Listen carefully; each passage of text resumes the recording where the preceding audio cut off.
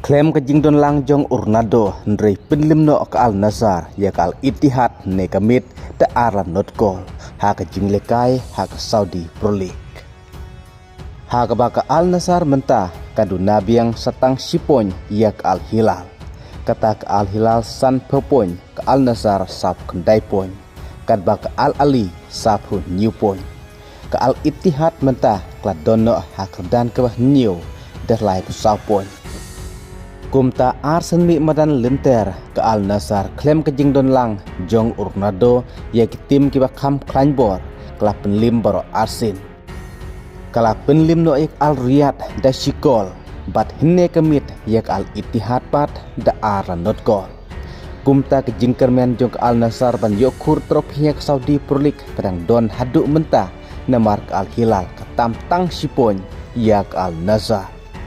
Kad ba kane kerang datang ke jinglekai hak karau ke ba Arab Huawei kad ba ke jinglekai hak Saudi Pro League kidon hadu karau ke balai pusau. Kad ba nakaling jong urnado dan jai petang ban boykot ya ke manajemen ke Saudi Pro League. Bat kad ba omdon ke jing penkala nakaling jong urnado undang jai petang ban ommi madan nakenda ke Al Nassr. Henry ke ba kampala bat ke ba sngotenat ne kemit ha ke jinglekai ke Al Nassr bersyek Al Ittihad. Kadai ha ke menit ke ba hinyo ha ke ba kemadan kelas tem daki lama jong ke Al Nassr. Bat ki lama kemdai ki lama jong ke klub ndre ha ke ne ke lama lato ya ke nembar hinyo ke badai jong urnado. Kum ke jing kersian ya urnado halor ke ne ke jing boykot. Kajing sengo persya ya ke Public Fund Investment ke Saudi Pro League.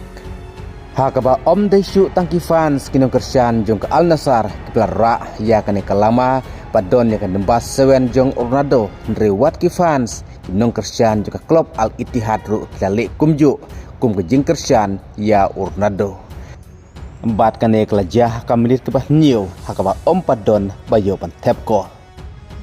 Kad ba ke Al Nassr kayot tap gol ningkong ha ke menit ke ba prapusau lingba ke penalti jong Sadio Mane.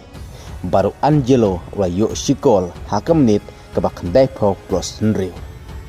Kumta ke ne ke deru ke jing job ke padon kam tam na ke ke Al Nassr ban yajan poin biang bat ke Al Hilal.